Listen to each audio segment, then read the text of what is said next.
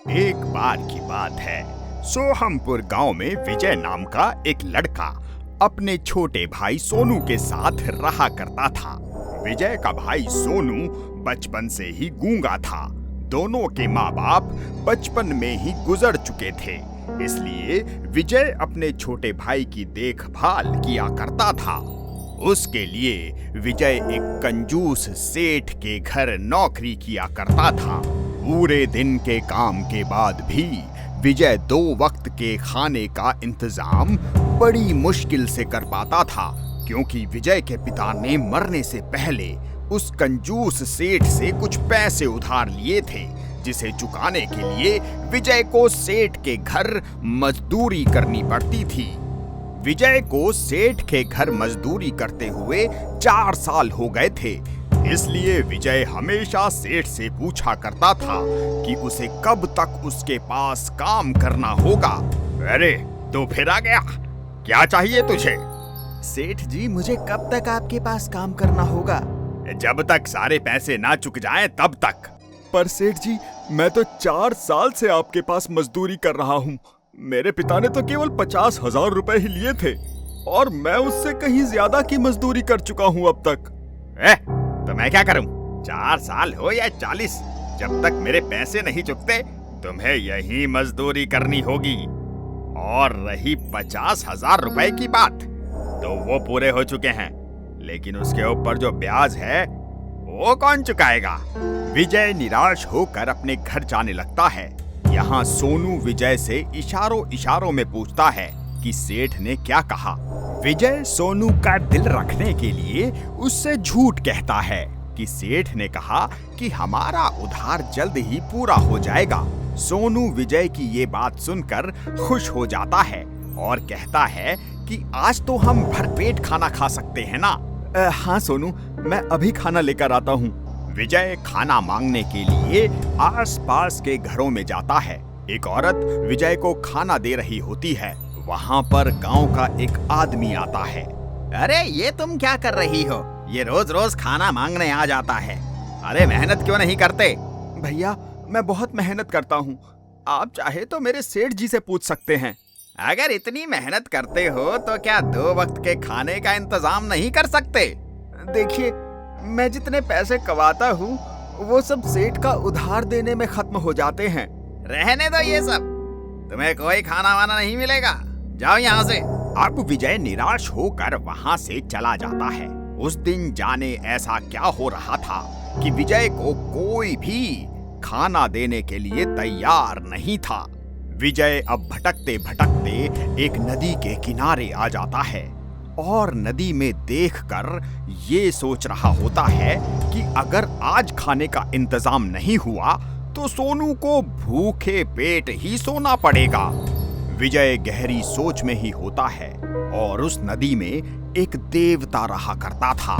देवता अदृश्य रूप से विजय के सामने प्रकट होता है और विजय को यूं परेशान देखकर कहता है, ये मानव इतना परेशान क्यों लग रहा है? लगता है इसकी परेशानी का कारण जानना होगा। देवता अपनी दिव्य शक्तियों से विजय के मस्तिष्क में झांककर उसकी परेशानी का कारण जान लेता है। जब देवता विजय के सामने प्रकट होता है तो देवता को देख विजय हक्का बक्का हो जाता है और घबराते हुए देवता से पूछता है, आप कौन हैं और अचानक कहां से आए? मैं एक देवता हूँ और इसी नदी में कई वर्षों से वास करता हूँ। मैंने जब तुम्हें परेशान देखा तो तुम्हारी परेशानी का कारण जानने की कोशिश की और मैंने देखा कि तुम बहुत ही मेहनती इंसान हो। इतनी मेहनत करने के बाद भी तुम्हें उसका कोई फल नहीं मिलता। तुम्हारे साथ कई लोगों ने धोखा किया है, लेकिन तुम फिर भी अपने भाई के लिए कड़ी मेहनत करते हो। मैं अपने भाई को 2 वक्त का खाना भरपेट खिलाना चाहता हूँ। हमें पता है विजय, अब तुम्हें चिंता करने की कोई जरूरत नहीं है। तुम्हारी अच्छी सोच के कारण मैं तुमसे बहुत प्रसन्न हूँ, इसलिए मैं तुम्हें ऐसा वरदान देना चाहता हूँ जिससे तुम अपने छोटे भाई का ख्याल जिंदगी भर बड़े आराम से रख सकते हो और तुम्हें किसी के यहाँ भी मजदूरी नहीं करनी होगी, जिससे तुम अपना सारा समय अपने छोटे भाई की देखभाल करने में बिता सकते हो। वो कैसे प्रभु? देवता अपनी जादुई शक्तियों से वहां पर 3 जादुई नल प्रकट करते हैं और विजय से कहते हैं, ये तीनों जादुई नल तुम्हारी सारी समस्याओं का हल है। प्रभु, ये नल भला मेरी समस्या कैसे दूर कर सकते हैं प्रभु? ये कोई मामूली नल नहीं है, ये तीनों जादुई नल हैं। एक जादुई नल जो तुम्हें धन दौलत की कमी नहीं होने देगा। सोना चांदी पैसा सभी तुम्हारे पास होंगे। दूसरा जादुई नल तुम्हें भरपूर भोजन देगा, जिससे तुम अपने साथ साथ कई लोगों का पेट भर सकते हो। और तीसरा जादुई नल तुम्हें वो देगा जिसकी तुम्हें बहुत ज्यादा जरूरत होगी, लेकिन तुम इस नल को केवल अपने जीवन में एक ही बार इस्तेमाल कर सकते हो। विजय ने देवता से पूछा, आखिर वो इन तीनों नलों को अपने साथ कैसे ले जा सकता है? तो फिर देवता ने कहा, तुम्हें चिंता करने की कोई जरूरत नहीं है। अब ये अदृश्य रूप से तुम्हारे साथ ही रहेंगे। जब तुम इनका आवाहन करोगे तो ये उसी जगह प्रकट हो जाएंगे। विजय देवता का धन्यवाद कर अपने घर तुरंत लौट आता है। अब सोनू विजय से इशारे से पूछता है कि क्या आज भी खाने का इंतजाम नहीं हुआ? तो विजय ने सोनू से कहा, आज मैं तुम्हें कुछ ऐसा दिखाने वाला हूँ जिससे तुम बहुत खुश हो जाओगे।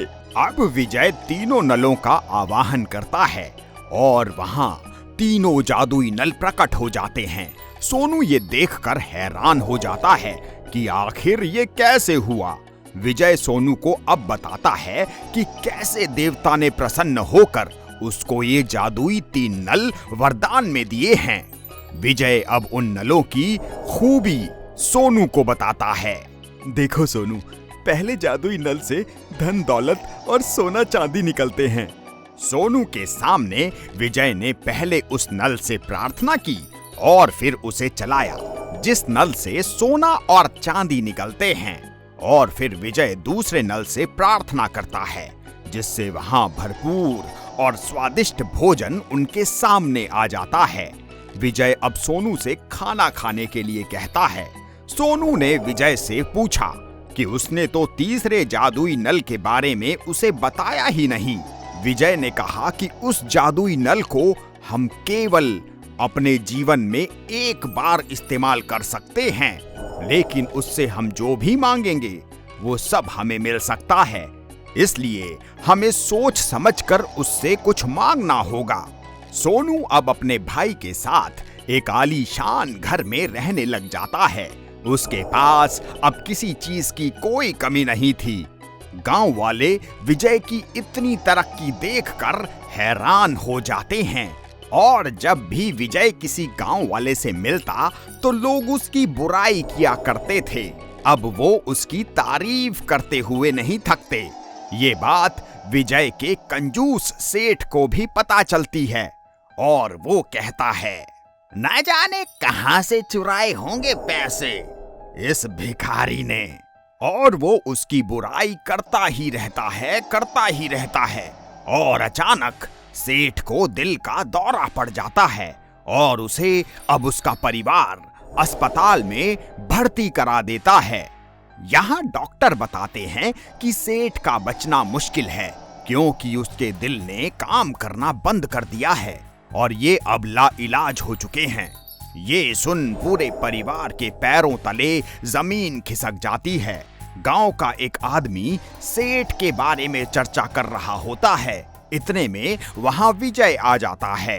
अरे अच्छा ही हुआ उस कंजूस सेठ के साथ, लोगों की जिंदगी से बहुत खेला है उसने। अब ऐसा तो होना ही था भाई, विजय के साथ भी तो उसने कितना बुरा किया था। क्यों विजय? ये आप कैसी बात कर रहे हैं? वो जैसे भी इंसान हैं, पर उनका भी परिवार है और अगर उन्हें कुछ हुआ तो उनके परिवार का क्या होगा? विजय अब सोनू के साथ अस्पताल में सेठ से मिलने के लिए जाता है। सेठ विजय से उसकी गलतियों की माफी मांगता है। विजय सेठ को माफ कर देता है और सेठ से कहता है कि वो चिंता ना करे, वो ठीक हो जाएगा। अब सेठ की जिंदगी बचाने के लिए विजय तीसरे जादुई नल का इस्तेमाल करने वाला था, लेकिन उससे पहले उसने सोनू से पूछा कि क्या वो ऐसा करे या नहीं, क्योंकि अगर एक बार उस तीसरे नल का उपयोग किया तो नल किसी काम का नहीं होगा। सोनू ने कहा कि उसे सेठ का जीवन बचाना चाहिए। इससे विजय और सोनू के माता पिता जहां भी होंगे वो बहुत ही खुश होंगे। विजय ने अब उस तीसरे नल का इस्तेमाल कर सेठ की जान बचा ली। सेठ और उसके परिवार ने उसका धन्यवाद किया। इस कहानी से हमें ये शिक्षा मिलती है कि जीवन में कुछ भी हासिल करो, लेकिन एक नेक दिल हमेशा होना चाहिए। ये मानव होने का पहला नियम है।